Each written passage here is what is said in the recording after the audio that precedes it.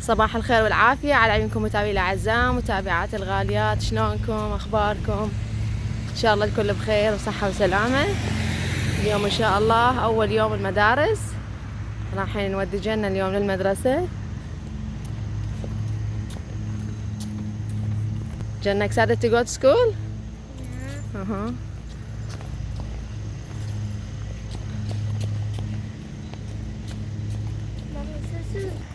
جوجو هسه انت بيا ثالث، يعني شنو؟ يعني صف ثالث. 124. بعدين راح تروحين فور. هسه انت هالسنة صرتي بالثالث. شنو رقم الصف مالتج؟ 124. 124. شو اسمها المعلمة؟ مس كانسل. طبعا هاي المعلومات كلها ندخل اونلاين على الويب سايت مال المدرسة، وكل طالب خالين مالته الصف واسم المعلمة ورقم الصف مالته اللي يداوم به، حتى من نروح نعرف. يعني مو هم يسووها مرحلتين او مرات يسووها 3 اذا طلاب عددهم كبير، يسوون 3 صفوف او يسوون صفين، وكل صف بيه تقريبا 26 طالب او اكثر شيء يسووهم 28 طالب، يعني الصف ما يتعدى 30 طالب.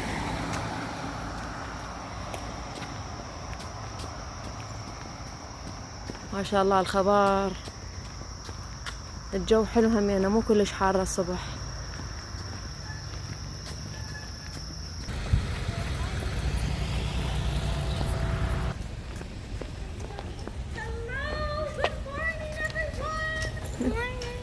Next time, can I have you guys on the sidewalks? I don't want you to be run over. That wouldn't be good. Hello, Miss Anna. Are you ready? Are you ready for a quick day, my friend? Second grade is the best. You ready to go ahead? It's Thursday. It's Thursday. Woohoo!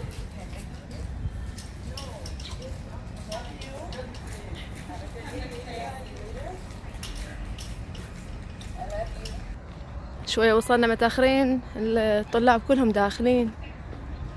جنة هسه تدخل من يم الآفس وتطلع من ذاك الباب.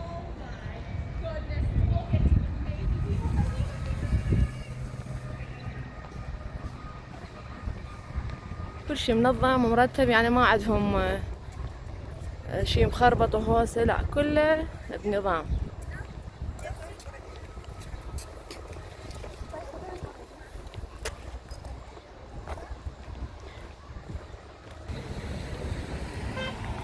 بالنسبة للبس الماسك هالسنة خلوه اختيار، يعني الأهل يختارون للطفل يلبس ماسك لو لا.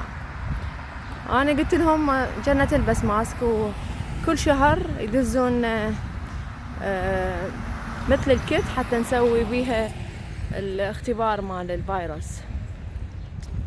العام كان عندهم بالمدرسة يسووه، هالسنة مسوين استفتاء، يعني تريدوا تاخذوا للبيت تسوون لو بالمدرسة. فأنا قلت لهم اخذه للبيت وانا اسوي هي. بس ان شاء الله راح ارجع للبيت واكمل وياكم ان شاء الله فقرات هذا الفيديو.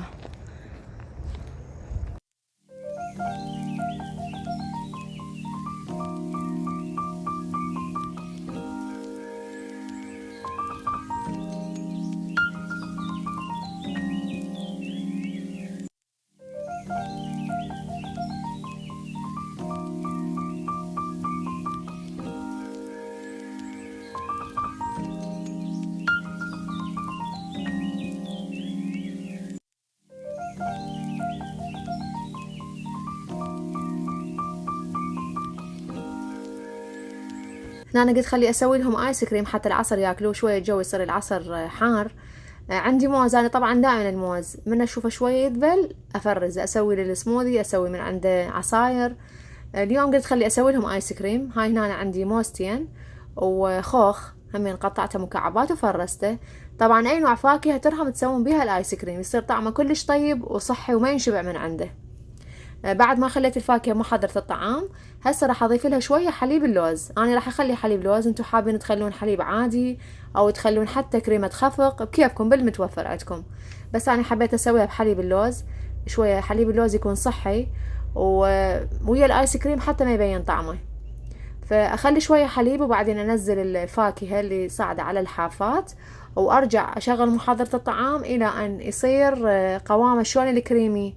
مرات يعني مو كل الفاكهة تنطحن، تبقى اكو فاكهة قطع تبقى صغار ما مطحونة، مو مشكلة، هم يصير طعمها طيب ويا الايس كريم. بعدين تفرغيها بايركس او حافظة، وتغطيها ببلاستيك غذائي، واذا كان الحافظة بيها غطا تخلين الغطا مالتها، وبالفريز ساعة ساعتين ويصير جاهز للتقديم وطعمه كلش طيب.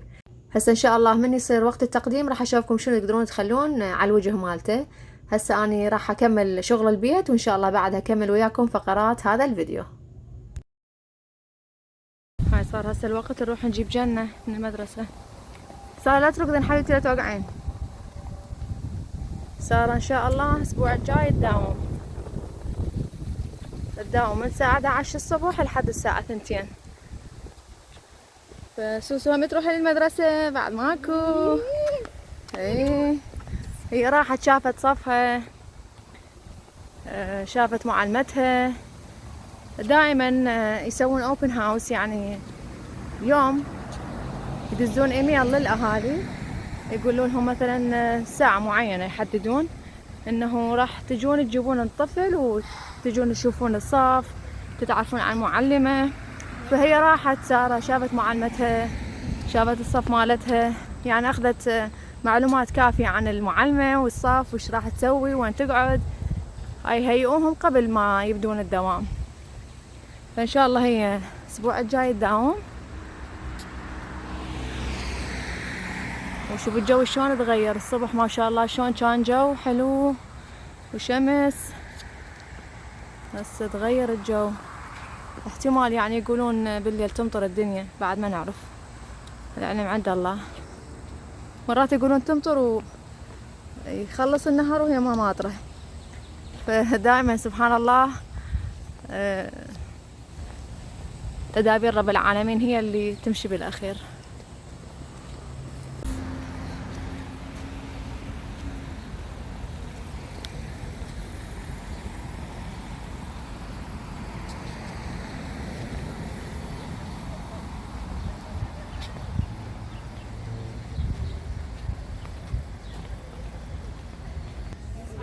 شوكو ماكو اليوم؟ It was bad. واي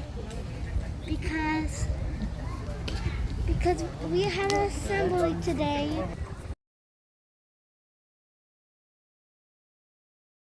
هنا الغدا كان مشاوي. بالبداية شويت كبدة وخليتها معون على جهة، وبعدين خليت فلفل طماطة بصل. هسه ان شاء الله راح اجهز الغدا واحنا نتغدى وانتم سهمكم العافية. هذا غدانا جهز. طبعا البنات الصغار سويت لهم بوتيتا، هاي بوتيتا مسلوقة وبعدين احمسها بشوية زيت واخلي لها توابل وبهارات يصير طعمها كلش طيب. وبالنسبة للايس كريم ملحوظة صغيرة، قبل ما تبدين تقدمين الايس كريم طلعين من الفريز خليه بالثلاجة فد 10 دقائق حتى يصير هيك قوامه كريمي وسهل انه تاكلوه. وطبعا تخلين عليه كراميل، تخلين عليه شوكولاتة، تخلين عليه اي نوع من انواع المربى اللي تكون خفيفة، ينطي طعم كلش طيب لهذا الايس كريم. وبالاضافة لانه هو طيب بدون هاي الاضافات، لكن هاي الاضافات تخلي طعمه يصير بعد اطيب. ان شاء الله تجربوه على قلوبكم الف عافية.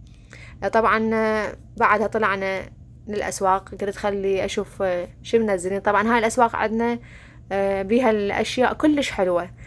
صحيح الأسعار غالية، بس أكو بعض الأحيان يسوون تخفيضات على يعني بعض الأشياء اللي عندهم. بس عموما يعني الغراض اللي بهذا المحل كلش حلوة وراقية. هسه راح أخليكم تستمتعون بهاي الجولة الحلوة. أشكركم على حسن متابعتكم، وشكرا جزيلا للجميع، ودمتم في رعاية الرحمن ومع ألف سلامة.